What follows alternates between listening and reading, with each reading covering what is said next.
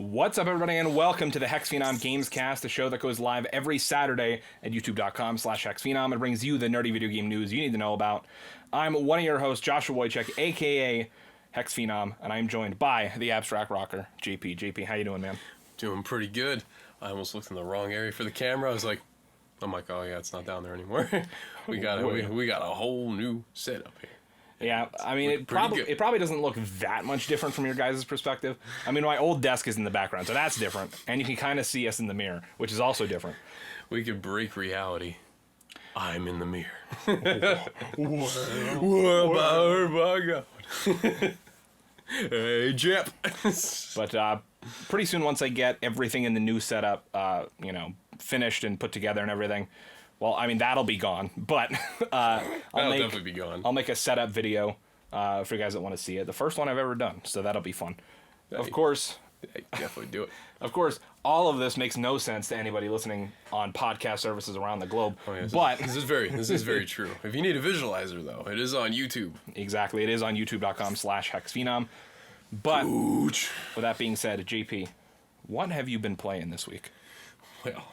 Well, I started a second job that is remote, and nice. Congratulations. Gives me a lot of time. I'm helping my buddy with his tutoring company, so I'm a web admin with future things coming.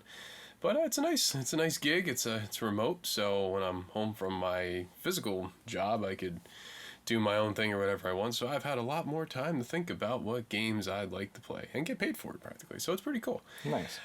So I've been so for starters, I was wrecking it on Vanguard. Nice. The preseason ended, and I know you go down to level 1 when the season starts. So Prestige 2 was definitely good enough for me. Technically, we're in this weird, awkward period because what does this exactly do at this period? Well, so the whole preseason on Vanguard is still going. Oh. What ended was the Season 6 Cold War Battle Pass. Oh. Because season 1 of Vanguard was supposed to start today, but then it got delayed by a week because all the Activision employees were just off for an entire week, which they weren't supposed to be, which we talked about last week. Don't worry, there's what? Okay, I was gonna say. So that makes sense, and yeah. Okay, so yeah, I'm basically just going to be taking a break from Vanguard until Season 1 starts. Season 1 will start next Wednesday or Thursday, I don't remember. Think so. I think it's Wednesday. I think it's Wednesday, so I'm halfway through the campaign. Really damn good campaign so far. Battle Midway is where I'm at, if anyone's curious. But yeah, Prestige Show multiplayer, that was good, taking a break from that.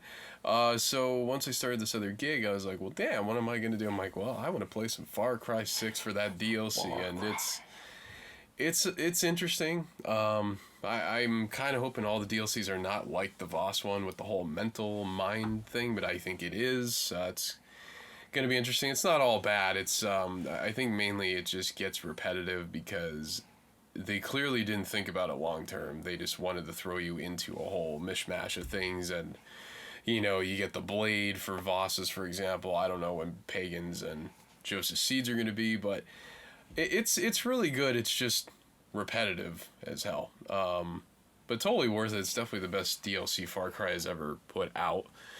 And it's more familiar. I realize, too, Far Cry 3 turns 10 next year. It'd be coincidental if they did a remaster of that game in the Far Cry 6 engine. That makes me feel really old.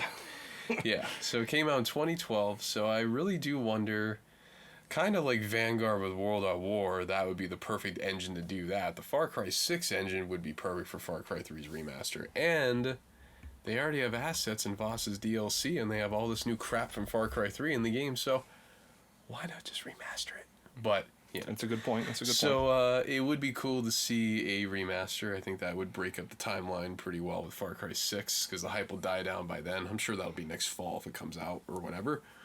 Or 23, depending, but yeah, other than that, between Vanguard and Far Cry 6 and just a few other indie games, like not yet another zombie survival or whatever that game is you got to play with me and John, that shit's a lot of fun. So that's all the gaming I've been doing, and other than that, I've been at work and doing art. So nice it's going, definitely going. Yeah, I've been working a lot the past week or so I haven't had much time to game. What I have been playing, though, is, it's all games I've talked about before. But some more Vanguard. I was grinding the last. They had a, what do they call it? A quintuple XP weekend. A Cinco. For that was pretty good. Double XP, double Battle Pass XP, double Weapon XP, double Clan XP, double Operator XP. double XP. I was grinding pretty hard on that, trying to level up some of the shittier weapons in the game. I can't wait to wreck it when the tokens transfer over. Yeah. That's really why I'm taking a break, because I know I'm going to hammer it as soon as that happens. And then I've been playing some more Forza Horizon 5. Absolutely love that game. I've been hearing some good things about that game.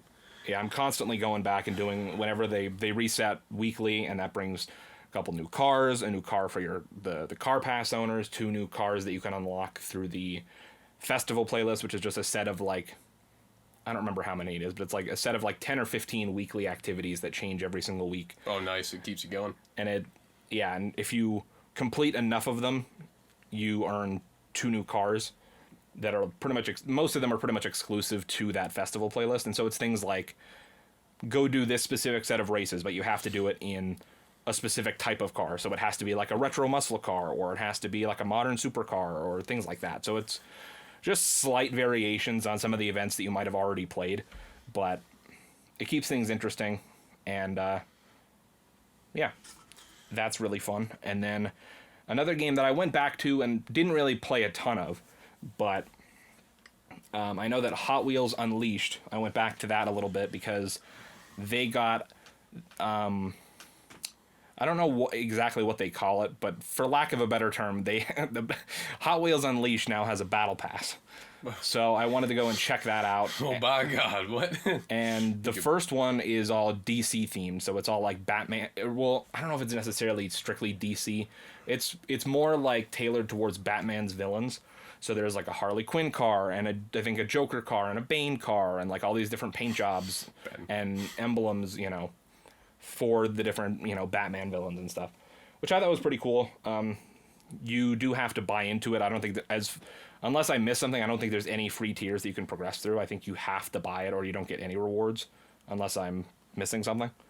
But definitely seems interesting that you have to buy it, but yeah, hey, Hot Wheels. It is cheaper than your typical battle pass, though. It's only like $5 instead of $10. So that's not bad. I guess that's a consolation, but still, granted, I could be wrong. I literally turned the game on for like 15 minutes. So maybe I just misread it or didn't understand what I was looking at, but yeah, it's I'm excited to dive back into that. I don't know if I'll have time between, Vanguard Season 1 and the weekly stuff with Forza, but it's gonna be good. And I'm low-key kind of hoping that on Cold War my prestiges don't get reset to level. I really hope that doesn't happen, because I really want. I'm at like 20 prestige on that game. I wouldn't mind getting the 26, but I think that I might have possibly died. No, I think the way they made it sound is that you'll still be able to see what prestige you got to in Cold War, but your actual level is gonna be so there's the so same as your Vanguard level. Oh, so I could actually still like level up on Cold War. No. Oh. It's just gonna like show you in the barracks, like, oh hey, during the Cold War life cycle, you got to 20th prestige level, whatever. Wow, that sucks. Damn. But yeah, speaking of like going back to games, I have gone in the past week. I went back to Grand Theft Auto, mainly because he had like a holiday bonus. You get 500,000. That happens after December 2nd. Maybe the next time I log in, I get it. I don't know, but I went on there twice in the past week. Me and John were playing a few missions like 2 nights ago. I did notice the free money seems to be working. They just don't tell you get it. Because I noticed. It's just in your account. Because I remember, I kind of wish they would tell you, because a lot of people are just really confused. But yeah, I was actually confused myself, so I remembered what I had, and I was like, wow, it actually just officially goes on. So that's cool. I think they only started doing it that way once they started making the money packs downloadable. I think that, because I believe it used to tell you, oh, you earned $1 million for being a PlayStation player or whatever that was. Or whatever, PlayStation Plus player. But yeah, so I've been around, like NASCAR Heat 4 I've been on briefly. Nothing as much as Vanguard and Far Cry, but I've been on there, so. Lots of options now with life changing a bit for the better, so yeah. Yeah, hopefully this week I'm going to And my friends are getting married next weekend, so. Oh, well, congratulations to JP's friends. Yeah, they are getting married next weekend, so that'll be the next, the festivities for next Saturday and Sunday. Yep, I actually just booked our hotel room. Nice. Yeah, well, hopefully within the next, this week I'm hoping to get back into streaming, and I'm hoping to finish my Guardians of the Galaxy playthrough and hopefully pop the platinum while I'm at it, so that'll be fun. But JP, Excuse me. let's hop into the news. And I'm just going to let you guys know right off the bat, there's not that many crazy news stories this week. I mean, there's updates on the Activision thing, as there is almost every week on this show. But other than that, there's not a ton of big news. So, we got 8 stories. Let's just hop in to the first one here. Cyberpunk 2077's next-gen version and next major update coming in Q1 2022. This is by Michael McWhirter at Polygon. CD Projekt Red nails down a release window for PS5 and Xbox Series X and teases expansion. CD Projekt's next-gen versions of Cyberpunk 2077 and The Witcher 3 are coming in the first half of 2022, the company said Monday as part of a quarterly earnings update. The publisher-developer said that a, quote, major update for all platforms, end quote, for Cyberpunk 2077 will arrive alongside the PS5 and Xbox Series X versions of the open-world action-adventure game. Cyberpunk 2077's next big update and its new console versions will arrive sometime in the first quarter of next year, said Adam Kaczynski, president and joint CEO of CD Projekt, in a message to investors. That's a bit more clarity than CD Projekt offered last month when it warned that all updates planned for Cyberpunk 2077 had been pushed to 2022. The Witcher's next-gen update, which promises visual upgrades and new items inspired by the Netflix series based on the Witcher books, is expected between April and June of 2022. CD Projekt also has ongoing work on an expansion to Cyberpunk 2077. Quote, in parallel, we carry on with the transformation of our studio, which is affecting more and more production teams, Kaczynski said. Oh boy. And then it just kind of goes on to summarize Cyberpunk up to this point. You guys already know the deal. It launched broken. They put out like 10 plus patches. It's a and complete now failure. It's better. I don't know that it's but- completely fixed, but Well, the next gen version will definitely be, I guess, what they dubbed it to people. It's only going to take, 3 years later? I don't know, something like that. Maybe 2.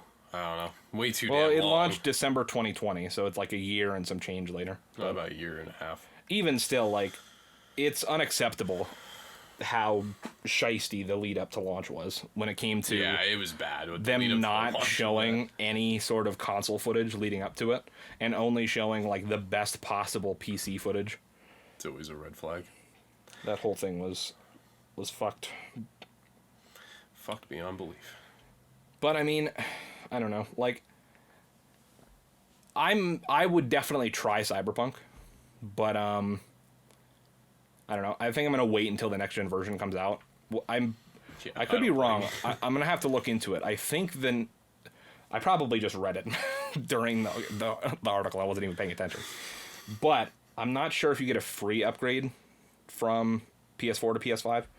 So I might just like if I see it on sale for super cheap, I might just buy the PS4 version and then just wait to get a free upgrade to the PS5 version. But I'm not 100% sure if that's how that works. I'm pretty sure they're doing that just because of how fucked the game was. Yeah, they definitely should if that's not the case. But speaking of games that launched in a broken state, JP, Oh no. we're going to talk about GTA Trilogy Definitive Edition remains cursed, physical releases delayed. Jesus. This is by Joshua Rivera I knew it was over at Polygon. A little more bad news to accompany the first real good news for a troubled re-release. Oh god, I knew it was coming, but oh man. Oh wow. Wow. How do I... Oh. The interesting thing to me, before we get into the article, is that they only delayed the physical release on one of the 3 consoles. So I don't know how that works, but let's get into it. What the fuck? Grand Theft Auto, the Trilogy, the Definitive Edition, can't quite catch a break. Despite this week's rollout of a title update that fixes tons of bugs, that marred the not-so-definitive re-release. The news isn't all rosy. I just want to point it out. There was literally like an 18 gigabyte update for San Andreas, like an 8 gigabyte update for Vice City, and like a 4 gigabyte update for GTA 3. It's all bug fixes. There's nothing new in the game. It's all bug fixes. How fucking crazy is that? That's nuts. it proves what I've been saying. They have baked it. Well, they filtered piss. Well, yes. But, no, I mean that it's clear to me that this remake was scheduled to come out in 2022. And when GTA 5 Expanded and Enhanced got delayed, they were like, hey, we got to release something this year. We got to make the investors happy. Let's push this like 6 months forward. And we'll just release it as is, because that's what we got to do. Well, to be fair, it'd still be shit if it came out in March. But maybe they're like, well, guys, this is shit. So we're just gonna put it out now because people will pay for it, and they did. Like suckers, they went and bought it, and now they live with it. But you'd be surprised though how much improvement can be made to a game in 6 to 8 months, though. Yeah, I mean, I'm not even a fan of how they started off with these remasters, so I wouldn't buy it anyway, no matter how good or bad it was. I'm just going to stick to the originals. I literally paid $10 for the PS4 up-res of them, and that everybody's going to get for free now just because they got fucked that badly by the definitive, the not-so-definitive edition. As far as I know, there's still no word on if that thing... PC, they said there's still no word on if that applies to consoles. I don't see why it wouldn't, but still no word on that. But let's get back to the article. The latest setback is a delay for the physical release of the trilogy, with Xbox and PlayStation versions pushed back 10 days to December 17th, and the Nintendo Switch version coming in, quote, early 2022, per Rockstar's Twitter account. They pushed it 10 days. What? What, is that enough to preload the updates on it? Like, what the fuck? They pushed the Xbox and PS4 10 days, but they pushed the Switch one into early 2022, which can be like up until March. So it's possible that they pushed the Switch version back like 4 months. I thought it already released on Switch as digital. As digital, yeah, but the physical release for Switch is now pushed back by 4 months. It's kind of funny because on this show we have weekly updates not of only the Activision case, but we have weekly updates on the blunder known as the Definitive Edition. It's kind of funny. Basically. We have an update every week, and it's this update's quite interesting. That's baffling to me. Now they have a good chunk of the RDR and GTA crews working on the remasters, and I can't imagine when they walked in, they were probably like, guys, what the fuck did you do to this? What did you do to these classic games? Well, Arthur, I got a plan. You always got a plan, Dutch. Oh, how much is any other good news in that article, or is it all? No, the rest was just summarizing the whole GTA trilogy thing, that it launched digitally in November, and that it was trash. And now they're trying desperately to fix it. Basically, they're never gonna fix it. Honestly, at this point, I think what they should do is just. Well, they're not really gonna fix it. They're just going to fix the bugs. Yeah. People are thinking they're gonna get this whole coded remaster. No, I'm like, you're not getting shit from this. You dug the grave. Now you're in there with Rockstar. Well, not really Rockstar. Grove Street Games. I think that's what makes it even worse. A company known as Grove Street Games dropped the ball on the Grand Theft Auto trilogy. Yeah. Especially San Andreas when they took the fog out. My God, wow. Like, it makes sense from the standpoint of, the reason the fog was there was because... load times and stuff. Yeah, load times and graphical limitations. Let's just take it all out. In theory, it makes sense to get rid of it. I get that. But also, it doesn't look right. Honestly, you know what I was thinking? I would have rather just had, like, super next-gen looking fog. They should have just done that. Like, increase draw distances a little bit. Like, let us be able to see into the fog. Because that's what it was also hiding, was the pop-in. Because of how short the draw distances were. So, I've been thinking about this. San Andreas without fog might be as hideous and terrifying as Transit without fog. They both look that's a good absolutely horrible. Now, the Transit thing, that was all a mod to remove the fog, and, people had high souped-up PCs, so they're like, I don't need fucking fog, I don't need pop and tech. Oh my God, wow. It's cool to see the whole map reloaded. but then you really look at it and you're like, wow, this does not look right at all. Yep. Yep.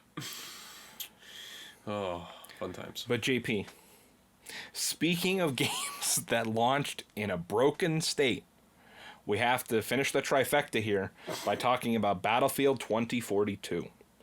I knew that was coming. EA shakes up Battlefield franchise as DICE head leaves studio. This is by Michael McWhorter over at Polygon. EA shakes up Battlefield franchise as DICE head leaves studio. Wait, I already read the headline. Respawn co-founder Vince Zampella takes over franchise, plans connected Battlefield universe. If you guys don't know, Vince Zampella is, well, like they said, he's the co-founder of Respawn Entertainment, which is, they've made Titanfall and most recently Apex Legends. But also before that, he was one of the co-heads at Infinity Ward who worked on, you know, Call of Duty, the original Modern Warfare. Well, not trilogy because he left after Modern Warfare 2. But Modern Warfare 1 and 2. You got out when you had a chance. Oh, man. That's definitely a big name to be heading up Battlefield now, or to be heading up DICE, I guess I should say. Electronic Arts is shaking up the Battlefield franchise just weeks after the troubled launch of Battlefield 2042. Jesus Christ. Vince Zampella, co-founder of Apex Legends and Titanfall developer Respawn Entertainment, will oversee the Battlefield franchise going forward. And Marcus Leto, co-creator of Halo and head of new EA development studio, will helm efforts to bring world building and narrative into Battlefield, according to a new report from GameSpot. Oscar Gabrielson, general manager of Battlefield developer DICE, is also leaving the studio after nearly a decade at the company. On Twitter, Gabrielson described leaving DICE as, quote, one of the hardest decisions of my life, end quote. Quote, DICE has some of the best talent in the industry and the team is in great hands, end quote, Gabrielson said in a separate tweet. Quote, I'll be here to support the transition over the next few months before I head out on my new adventure. I can promise you all there's a lot to look forward to on the battlefield, end quote. EA also told GameSpot it's working to build a, quote, connected Battlefield universe at a variety of studios, including DICE, Battlefield Portal developer Ripple Effect, Marcus Leto's new unnamed Seattle-based studio, and Industrial Toys, the Alex Serepian-led studio working on a Battlefield mobile game. Oh, Jesus. They're already moving on to the next project, and it's already broken as shit. Wow, you know. That's... Wow. You know what's interesting, though? It's like, I know people like the, like, Halo, Battlefield, and Bash COD, but it kind of is the other way around entirely this time. COD has a mobile game that's highly regarded. Now Battlefield wants to do it. Battlefield 2042 launches in, like, a full beta state, and Vanguard hails right over that to the point where Battlefield players are glorifying Vanguard. Well, I think the thing with 2042... And no voice chat. That's just fucking stupid. But it's like, it's glitchy and broken in that sense, but it's not even... I feel like it's not even that broken in that sense. It's just like a combination of... Yes, there is glitches and bugs, as there is with almost every game launch. But it's that mixed with the fact that also just the core, like, aspects of the game are things that Battlefield fans hate for the most part. Yeah, it's like they built it off. It's like this game was built looking at Call of Duty. It was originally a Battle Royale game stolen from Call of Duty. It's also basically, they basically stole the specialist system from the Black Ops games. Yep, the specialist system is taken. Basically everything is salvaged from Call of Duty, and I think it's hilarious because the Battlefield players, they're like, this is too much like Call of Duty. I'm like, but also, like, some of the specialists are just, like, blatantly way better than the other ones. Like, there's this one, the wingsuit, you can literally just fucking fly around the map, like, basically infinitely.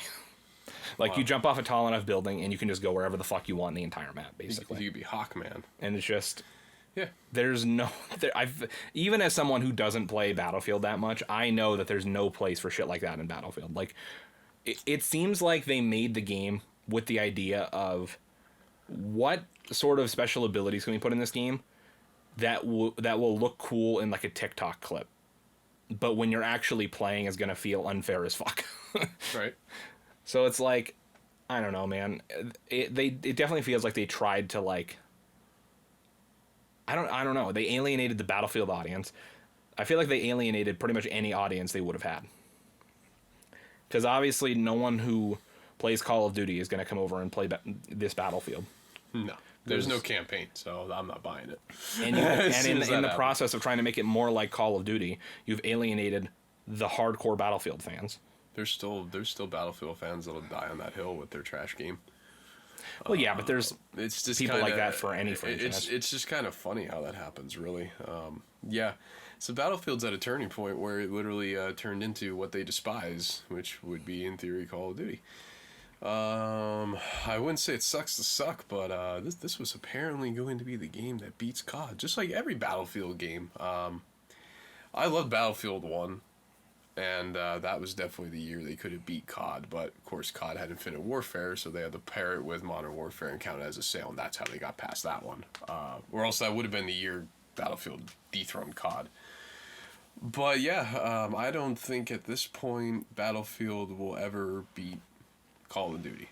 By sales statistics, by player count, by anything. It's just done. Yeah. Maybe next time... But then I mean, I would be interested to see like what. Yeah, it's gonna be interesting. Like maybe next time, I don't know. I've said that like 2 times already with Battlefield, and they both failed. I mean, Battlefield 5 was a disaster. Battlefield 2042, another disaster. I don't know what they're gonna do next. I honestly, you know what? I think Bad Company 3 would be a great seal the deal thing for Battlefield, because I don't know what else they could do. I mean, the way they're talking about it, it makes it seem like they might like. Maybe not reboot it. Honestly, they might. If they just came out with a game called Battlefield and started over. Or they could just call it Battlefield Bad Company, just like Modern Warfare did with Modern Warfare 20. Yeah, something like that. I mean, I would definitely buy Bad Company again. I've never bought Bad Company. I've played it at my friend's. Because that was many years ago. Either that or... I don't know if they would actually work... Could you imagine... If he was like, you know what, fuck it, this is a coup of Battlefield, and we're actually just transforming it into Titanfall, and the next game is just like Battlefield : Titanfall 3. Battlefall 3 Titanfall. But let me finish off the article real quick. Zampella told GameSpot that EA and its Battlefield-focused studios will, quote, continue to evolve and grow Battlefield 2042 and explore new kinds of experiences and business models. End quote. In the immediate future, though, DICE, Ripple Effect, and Leto Studio will team up to expand upon and improve Battlefield 2042, according to GameSpot. I'm actually curious, and it's funny, actually, because it's another copying COD moment. Battlefield 2042 basically takes place not far after the events of Black Ops 2-ish, right?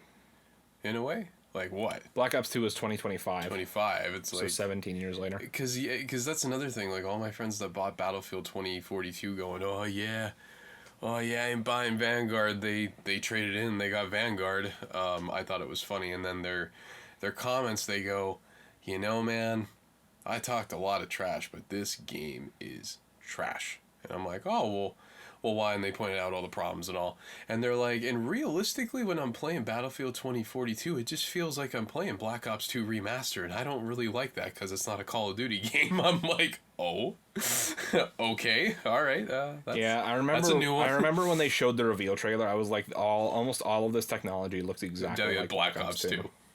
And I think it's ironic because Treyarch is making a Black Ops 2 era themed game for 2024. That's what the rumor is. So isn't that ironic? Because the next Battlefield is going to come out in 2024. Well, we'll see. But EA DICE. If you remaster or reboot Battlefield Bad Company, you bet your ass I'll go and pre-order that game. Just don't half bake it. It's the only thing I ask. Yeah, I'll be interested to see where that goes, and I don't know if. I was joking before. I don't know if they're actually linked or not, but I will throw this story in here. Respawn pulls the original Titanfall from stores. The original Titanfall servers will remain up for players still jumping into matches. This is by Ryan Gilliam at Polygon. The original Titanfall is now discontinued, Respawn Entertainment announced in a Wednesday afternoon tweet. The game is no longer available on digital marketplaces and will disappear from the subscription services in March of next year. Titanfall and its DLC still appear in EA Origins shop, but the page errors out if you try to click on it. Well, why would they ever remove something digitally? Because that's like history. Why would they remove? What if someone wants to buy Titanfall? Do they just get it physically then?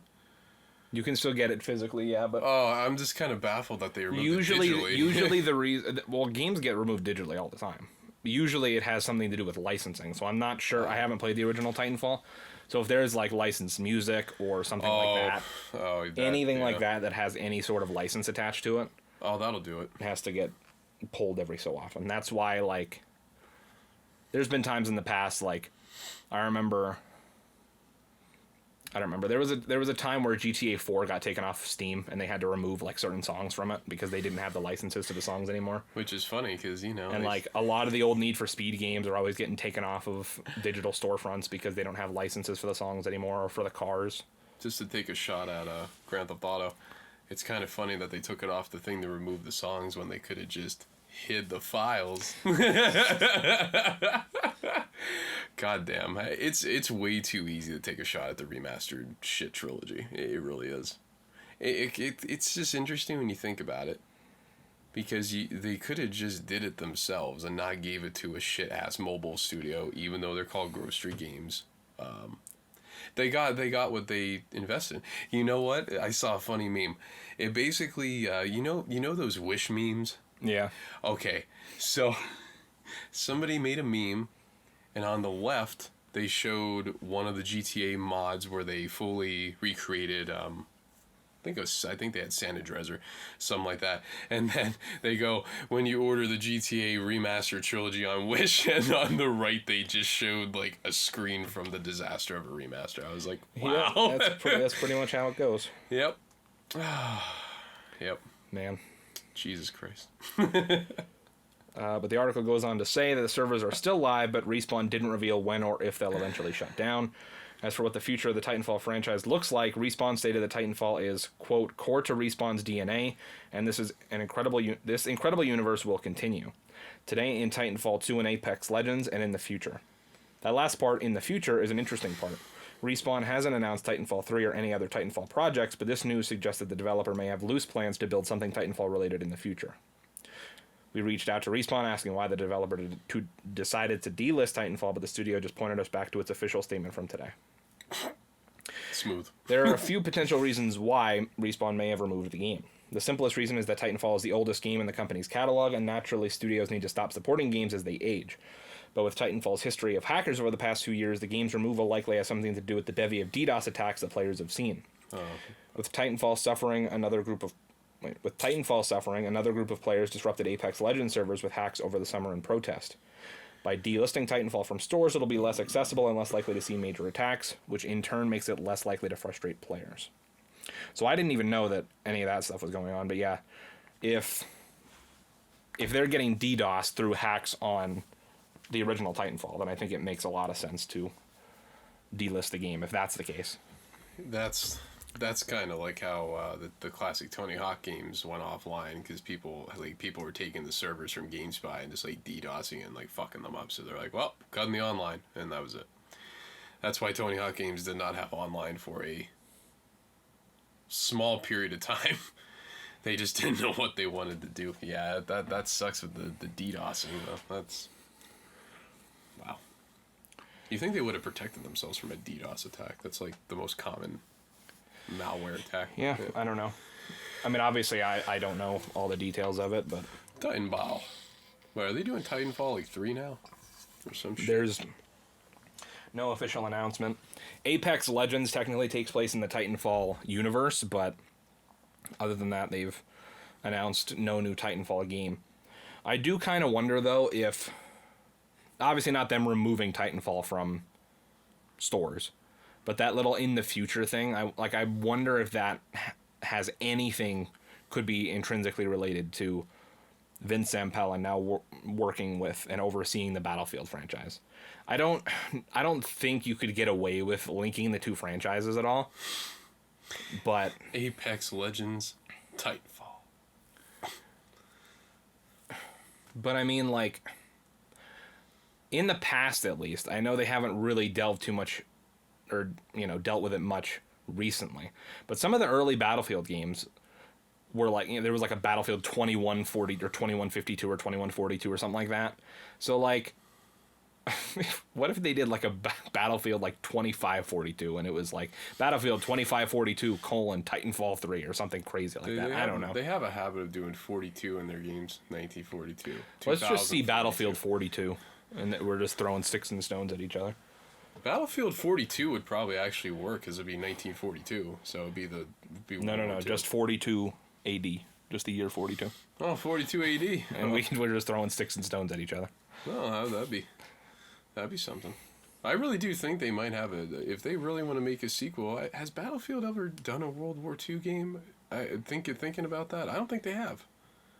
They've done World War One, they've done modern, and they've done the future. I mean, not recently, I don't think, but I mean, they did 1942, and then didn't they do 43 that wasn't a full game though. That was literally just 3 maps on PlayStation, like a PlayStation Network game for like $10. If they actually did, I really think if they want to keep going with the stupid thing of doing 42, if they really called it Battlefield 42, I think that was just a weird shitty PlayStation. I mean, there was a PC version of that game. I don't know if it was more expansive than that, but. Yeah, because it was fun. But other than that, no, I don't think they've done World War II. I'm not gonna lie. Yeah, if they made Battlefield 42, I think it's funny they're obsessed with the year 42.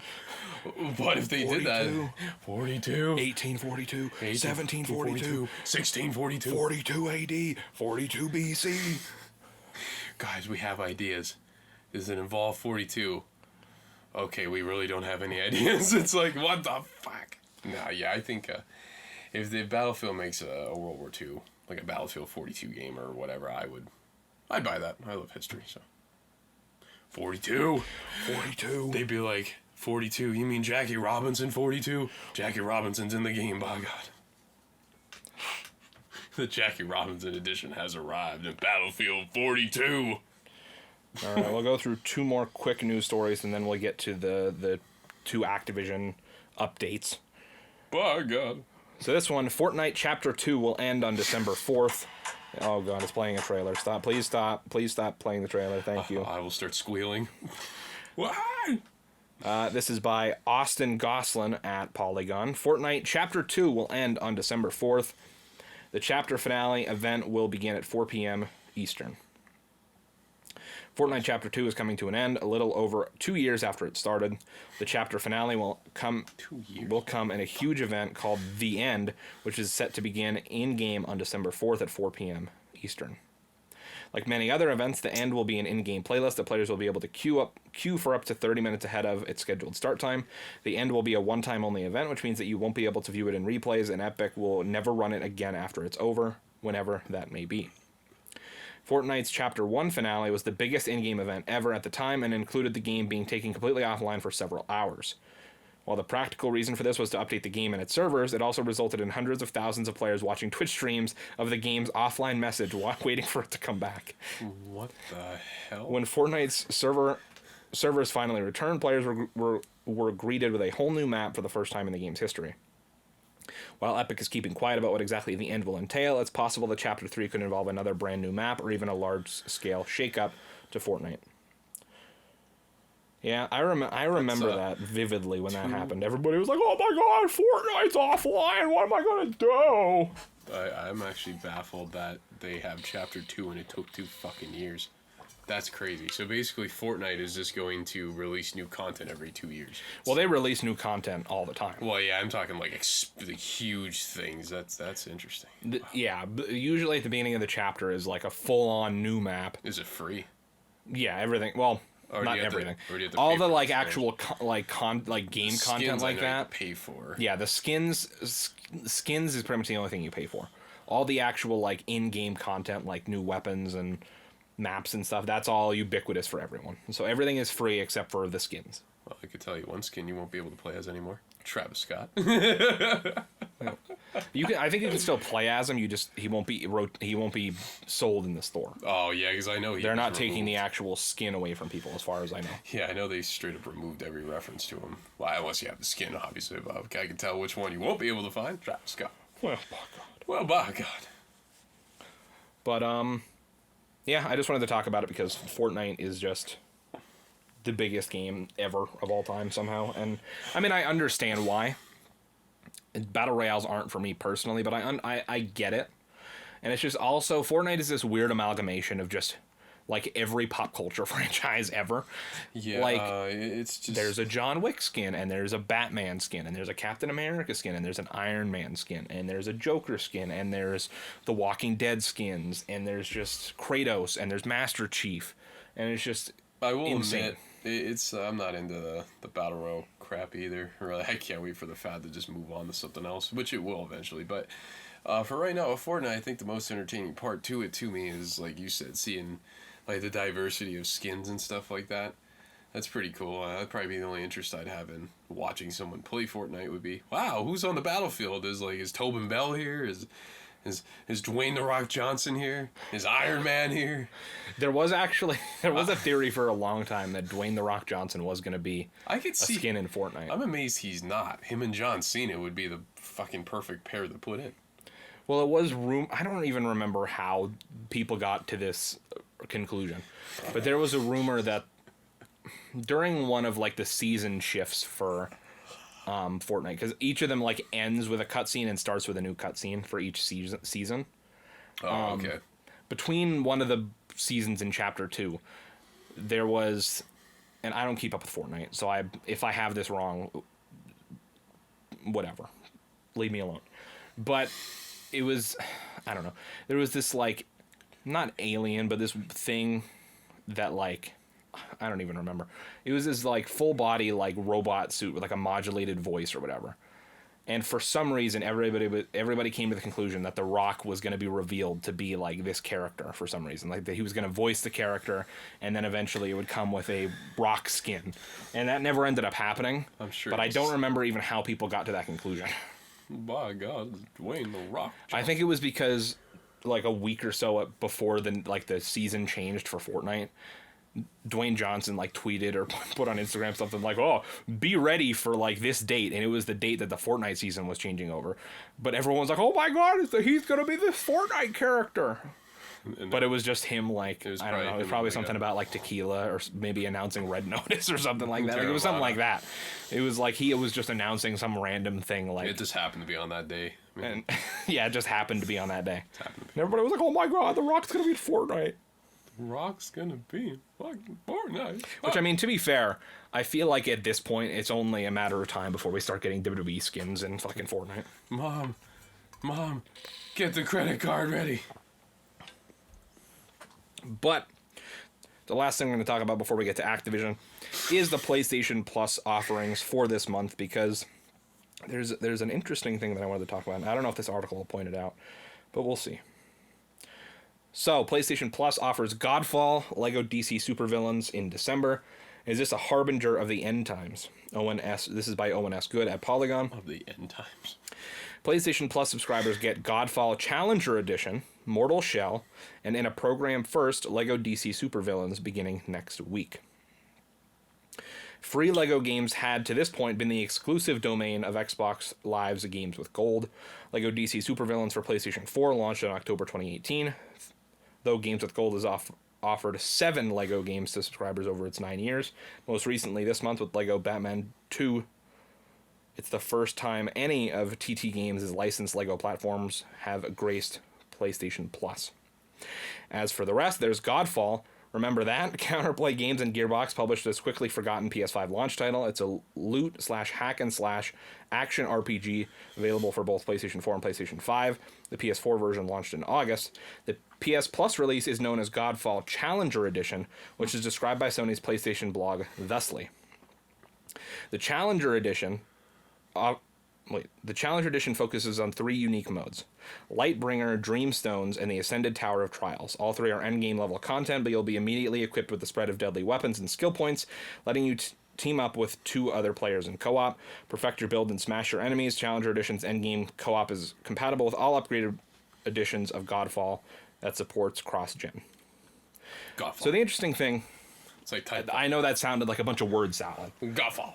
So they didn't actually point it out in the article like I thought they would. They didn't explain it. So essentially, for whatever reason, Godfall Challenger Edition is not the full version of Godfall. It's essentially just a demo for Godfall. So you don't get the campaign at all. You can't do any of that stuff. Your character is already fully maxed out on power, and you have a full set of legendary armor and weapons automatically. You basically just get to run these 3 endgame missions over and over again. So wow, basically the whole like aspect that you would want from a looter like RPG is that, you know, the fun of it isn't being max power and having the full legendary set of armor. It's the grind to get there. It's the, you know, picking up weapons that are slightly better each and every time, and then finding the one weapon you want, but oh wait, it doesn't have the right perks or whatever. And sometimes that can be annoying, but most of the time that's the fun of these games. And you're getting an addition without any of the fun. Which, granted, I've heard that Godfall isn't fun to begin with, so maybe this is a better version of the game. But I just thought it was interesting that you're not getting the full game at all. You're getting essentially a demo, which I just thought was funny. What the hell's up with games like releasing in a complete beta state as of late? Well, there is a version of Godfall. There is a version, but yeah, that has the a full campaign and everything. And it's just that they specifically made this version for PlayStation Plus because they were too stingy to give away the full game for free. That's so fucking dumb. But they probably did it. They probably did it because the original version sold so poorly that they were like, we still haven't made our money back on this yet, so please don't give the full game away for free. We'll give you this, you know, half-assed beta demo version of the game, basically, and we'll try to get people to buy it, which I don't think is going to work. But wow. You know, speaking of games like that, that reminds me of the Twisted Metal game that's being made by the same people that made, what the hell was that really shitty car game that was out? Oh, Destruction All-Stars. Yeah. God, that's another game that probably never made their money back. Probably never will. By God. Well, I mean, it depends on how you look at it, because, I mean, Sony probably paid them more than enough to compensate the you know, the actual cost of the game for it to be on PlayStation Plus. I hope so, because that was a disaster. If they hadn't, I'm sure they would have not made their money back, because they were trying to charge $70 for that game.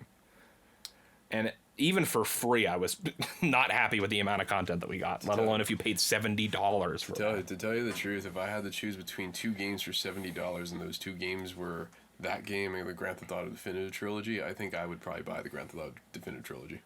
I'd be very pissed, but at least I'd get something out of it. Yeah, I mean, as broken as the GTA trilogy is, I mean, there's at least 3 full games there.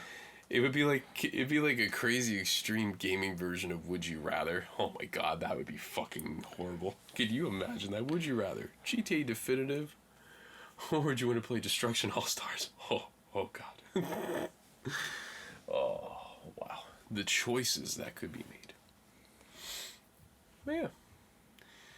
Yeah, oh man, I can't wait to hear about this full-on Activision thing, because it's always it's always a joy. It's always a joy. It's kind of crazy, but yeah. So let's get into the Activision section of the podcast. we will now designatedly have a GTA section of the podcast and an Activision part of the podcast. So, this article is by Joshua Rivera at Polygon. Activision Blizzard's board responds to sexual harassment crisis with a new committee. The company's 2 female directors will oversee Bobby Kotick's cleanup of a toxic workplace.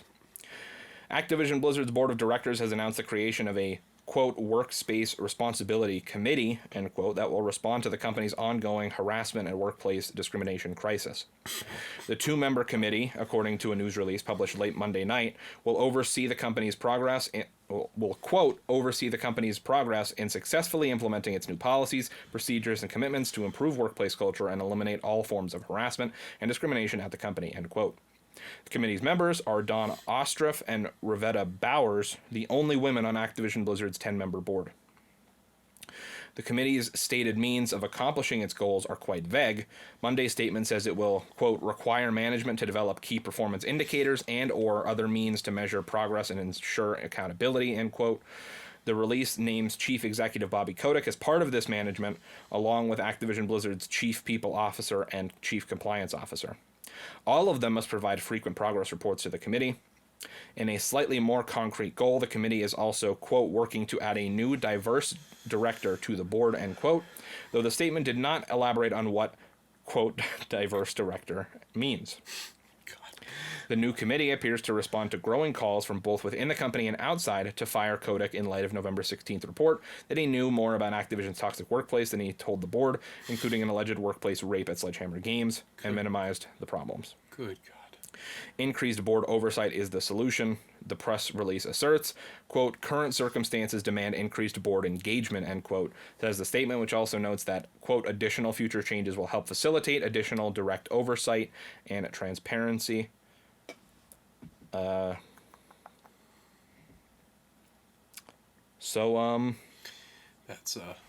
wow. Well, so essentially what I read from this is that Bobby Kotick is overseeing a committee that is responsible for trying to change this workplace culture that Bobby Kotick has festered for the last 16 or so years. So, yeah. So basically what's going to happen is Bobby Kotick's going to look at the floor doing their thing, and he's going to look over at them, and they're going to be staring blankly at him concerned, and he's going to go... Pretty much, yeah. That's basically what's going to happen. All right. Very, very interesting indeed. And like the article calls out, they knew that this was going to get absolutely shit on, because they literally put it out at like 2 a.m. on like a... I mean, depending on... I mean, in theory, I guess it would be like 11 o'clock over California, but yeah, it's even still like, late as shit. If you thought this was going to be taken well, you would have put it out in the middle of the day, like to hit like news cycles, you know what I mean? Yeah. You're not going to put it out at like almost midnight local time. So like... They were probably just having a drink, and they're like, you know what? I think we got to put it out right now. Clearly they knew that this isn't sufficient, and they were just trying to... either like get people to not report on it or just like whatever. But yeah, a ton of people were not happy about that, including past and present Activision employees. And it's just, I can't believe that it keeps getting worse. Like it's just it's I had to crack my neck there. I was like what wow, they should do. They should do if they actually gave a shit is hire a third party that is not biased. Yeah, remotely. like hire a third-party company or board or whatever to oversee this stuff, to keep, everybody in line, keep everybody in check, but to also Bobby Kotick, to keep him in check, to make sure that he is doing what he's saying that he's going to do. Because, like realistically, like these two board members, like if they see something fucked up, they're not just gonna come out and be like, well, yeah, I just watched Bobby Kotick fucking say some shit. Like, they're not gonna fucking say anything. He signs their paychecks. Yeah. He oversees them. I really think they should just go rogue and fuck him over, though. It really would be quite a story. It really would. Because when you think about it, do you really think those two people have much to lose? Like, they're literally signed on to investigate and see if all this shit is gonna go away, which it's not, and they probably know that they're gonna find shit. Honestly, they should just go rogue and say fuck Bobby Kotick and leak everything out. That's exactly what they should do, and then they could walk away and Activision would be like, wow, maybe we shouldn't hire people from the inside. But yeah, it's just either way, I think like we highlighted in last week's episode, our Zoom episode, was the fact, honestly, that it's clearly obvious that he's not going to step down unless something even worse happens, which it could. I'm not saying it can't. I mean, he said he claims that he will consider leaving if he can't fix these problems in a speedy fashion. But it's like, those are such vague words that it's like, what do you consider to be speedy fashion? What he never said he would leave. He said he would consider leaving. It's just like all this bullshit. And it's just... It's PR talk. That's what it is. It's grammatical PR. Strategic words that make people go, whoa, yeah. I mean, clearly, like, I think I read somewhere that over the last year, Activision stock dropped by almost 50%. So, like, clearly if the shareholders still don't care enough to get rid of them, like, unanimously, then I don't know what the fuck is going to do it at this point. That's basically it. But this might be a decent step, this article I'm about to read. This is from Isaiah Colbert at Kotaku. Government officials pressuring Activision Blizzard are now threatening the company's profits. It's crazy knowing that the federal government's involved now. Yep. Oh, Jesus Christ. Well, if you remember, JP, the federal government already tried to get involved, but Activision settled out of court with them. And so now they're just kicking the door and going, listen, boy, I'm back for seconds. State treasurers from California, Massachusetts, Illinois, Oregon, Delaware, and Nevada are calling on Activision Blizzard to take more serious measures in addressing ongoing high-profile investigations and lawsuits about the company's troubling culture. According to Axios, said treasurers have asked to meet with the board members at Activision Blizzard by December 20th, threatening action against the company if it does not comply. A quick recap. Activision Blizzard has been accused of fostering a frat boy work culture where women across multiple studios were sexually harassed, assaulted, and psychologically traumatized. A more recent Wall Street Journal investigation also unearthed that company CEO Bobby Kotick knew about the sexual misconduct allegations over the years, often downplaying them or actively participating in the misconduct, while the state of California was already involved in these Activision Blizzard proceedings, and a number of entities are calling on Kotick's resignation. Now more government figures are joining the chorus. State treasurers, for those who don't know, are in charge of overseeing financial matters that concern both its state and citizens. Treasurers in states like Illinois, for example, serve as auditors of public accounts. But why would a state treasurer care about what a video game company is doing? Well, some states have active investments in Activision Blizzard that are affected by the company's stock price, which in turn affects pension funds and that people use in retirement. But having investments in Activision Blizzard also means that government shareholders have some power in dictating what the company does next. And right now, the treasurers aren't happy with Activision Blizzard's leadership. Quote, we're concerned that the current CEO and board directors don't have the skill set nor the conviction to institute these sweeping changes needed to transform their culture, to restore trust with employees and shareholders and their partners, end quote, Illinois State Treasurer Michael Freiks told Axios. So are these where all the studios are? Or are these just random states trying These are just random states that... I'm amazed Pennsylvania's not on that one. Well... I could totally see it happening soon. I feel like every state's going to come after them, let's be real. Well, the way this article explains it is that some of these states might have bought Activision stock. Oh, okay, that explains Which is why particular states would be calling it out instead of others. I don't know if these are the only states that have some sort of investment in Activision. Oh, yeah. Or if there are more, but... So where the hell are they? Here we are. Okay. While Kotick has reportedly proposed that he would consider quitting his position as the CEO if he can't fix the company's culture, and Activision Blizzard has formed a workplace responsibility committee, quote, to improve workplace culture and eliminate all forms of harassment and discrimination at the company. That was the article we just read. Freiks told Axios that, quote, there needs to be sweeping changes made in the company. Quote, one thing that treasurers bring is also a bit of spotlight here and a little public pressure as well. Freiks told Axios, who also noted he was troubled by the news of unequal pay at the company. Quote, so it's not all just about the number of dollars and number of shares that we have, end quote. The Massachusetts State Treasurer, Deborah Goldberg, shared similar concerns with Freiks and was baffled that Activision Blizzard board members stood by Kotick following demands for his resignation. Goldberg told Axios that Activision Blizzard's case calls for a, quote, true investigation from an outside investigator. Even a proposed $18 million settlement to the victims of harassment at Activision Blizzard doesn't seem to be doing much in convincing people that the company is committed to deeper change to the overall company culture. Quote, you can point to, hey, we paid the victims, we're making them whole, Freiks said, but if you're continuing a culture that creates new victims in the future, you are creating more risks for the company, he said. Pressure is mounting on Activision Blizzard to address their work policy both outside and inside the gaming industry. Head of Xbox Phil Spencer, PlayStation boss Jim Ryan, and Nintendo president Doug Bowser sent an email to their staff criticizing Activision Blizzard company culture.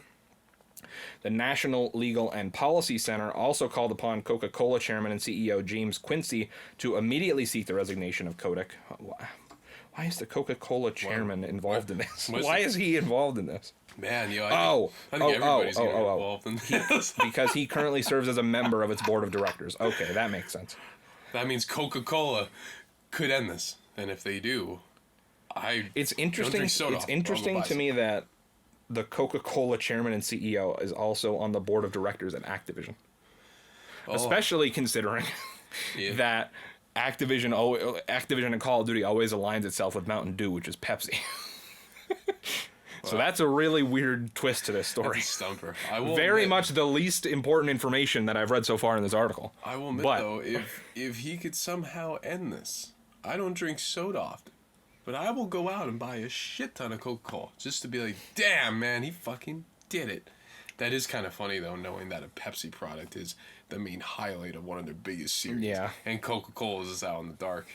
Maybe in theory he can't legally do that because that's technically playing bias. Yeah. Maybe that's why they can't have Coca-Cola, because that's too biased. Yeah, maybe it'd be like a conflict of interest or something like that. I don't know how legality works with anything like that, but Mountain Dew. I just thought that was funny as I read it. Yeah, if he could somehow end this, I will go buy a shit ton of Coca-Cola. I'll probably give it to a bunch of people, but hey, I'll go buy it. You betcha I'll buy it. Excuse me. But, let's see. Public pressure that affects the bottom line at Activision. Blizzard, while also threatening structural change, speaks truth to power better than an email can. Welcome to the resistance, state treasurers. So that's that, and honestly, it's sad that it has to get to that it's gotten to this point, that now there are state treasurers getting involved. Never did I think. I kind of hope Gavin Newsom gets involved. If you asked me a year ago if I thought that the state treasurers of all whatever states I just named would be roasting Bobby Kotick, telling him to quit, I'd be like, you're crazy. I don't know what state treasurers would have to do with anything to do with Activision. But here we are. I want to look something up. I wonder if he actually... But, I mean, like I said at the end of last week's episode, I mean, all the shit that Activision has done and that Bobby Kotick has let happen and continued to let happen, and the shit that he has, tried to hide from the public, and more important, from the board and from HR, it's fucking unacceptable. I mean, he has to go. The company culture is not going to change if the person who's been creating and leading the company culture is still there. That'd be like GP. If I don't know, for whatever reason, that'd be like if I blew up a house. And then I was charged with my punishment for my crime was to rebuild the house from the pile of rubble that I left the house. You left the house. It's impossible. There's no way, because nowadays, it's just a bunch of rubble and dust. You can't build a house with that. You destroyed it. You absolutely destroyed it, and you play, by God. You can't rebuild. You can't rebuild the house with the fucking pile of rubble and the garbage that's left from the explosion. You can't do it. And in this horrible analogy that I'm putting together, Bobby Kotick is the pile of rubble and garbage left over from the explosion. Rebuild it. I have another comparison, but it's not gonna. I don't think it's really suitable. So I'll tell you after. 'Cause it's more of a. It'd be more controversial. So don't want to add more controversy into the controversy already. But yeah, realistically, it's like trying to rebuild something that's been completely exploded and not demoed and just a pile of shit. So is he actually going to be able to fix everything? No. Is he human? Yeah. He made mistakes. I mean, I think he should just leave. But it is his company, so it's kind of a hard thing there. And if the investors aren't going to kick him out, I honestly, I really do hope Gavin Newsom gets involved. he's the governor of California, in case for anyone that doesn't know. I think it'd be really interesting if he got directly involved with the Activision thing, since that's in his state. I think that would probably. I mean, if state treasurers are getting involved, I assume it'll just keep moving up the chain. Once Gavin Newsom gets involved, I'm pretty sure he could technically disband Bobby Kotick from the company. I think he might have the power to do that. I'm not sure how any of that stuff works. I'm assuming what would probably happen is Bobby Kotick would appear in court against the state of California. I think that's how it would go. Well, I mean, that lawsuit is... I don't think it's gone to court yet, but I'm sure he still technically does need to go to court against the state of California for that. Well, I guess not against the state, but against the...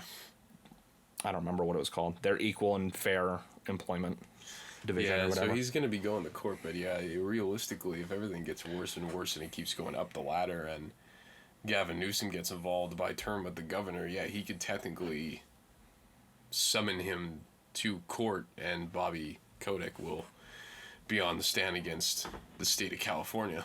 That would be really fucking crazy, but anything's possible. I mean, especially if it's going to get worse. Yeah. It'll get a lot worse. Yeah, man, it's just... Again, like I said, sad that it has gotten to this point, that state treasurers are getting involved and all this, and it's just... Yeah, it's... Especially in, today's world without the economy and everything with COVID and the supply chain being disrupted. I can't imagine what's going to happen next. The thing to me is it's I get it. You're making a fuck ton of money right now, and they want to desperately link that to Bobby Kotick. And, yeah, I'm sure he's made some decisions. I'm sure some of the decisions he's made is what has led them to be making a fuck ton of money. But, realistically, they could fire his ass, and they'll still be making just as much money. Because all you need to do is just keep letting the COD developers make COD every year. You don't need him to make that decision. Yeah. Just keep making COD. At this point, it's a second nature to them of what they've done. I can't see how they would...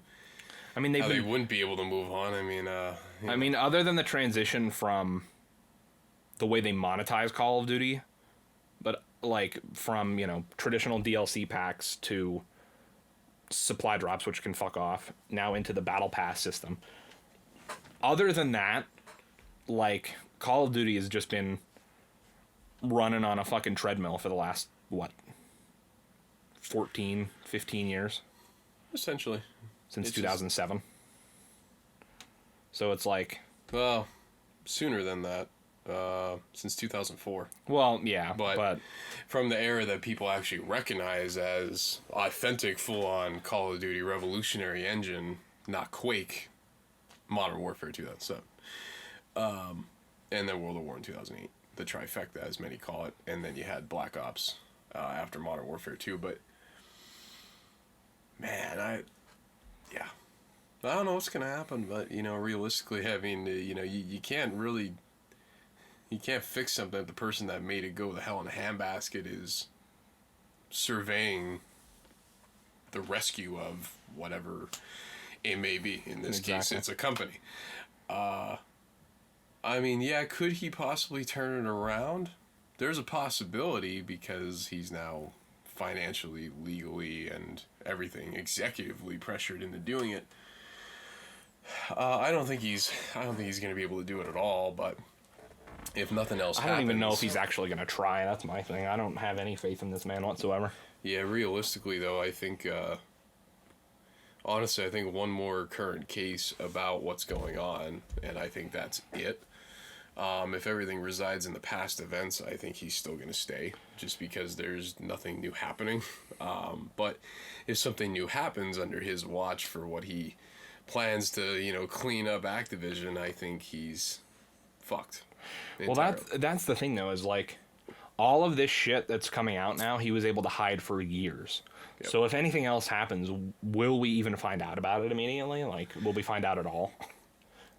I don't know. That's the thing. Yeah. I have no faith in Activision under Bobby Kotick. I actually didn't know who the fuck Bobby Kotick was until this all happened.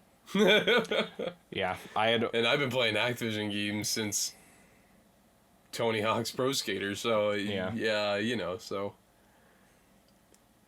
maybe even sooner than that, but I had heard of him like one other time, but I didn't even like put it together that he was the CEO of Activision. Yeah, I've never even heard of Bobby Kotick until now with all the cases and stuff. But I guess we'll see where it goes. It should be quite interesting. Yeah, we'll continue to cover it here on the HexxedPhenom Gamescast.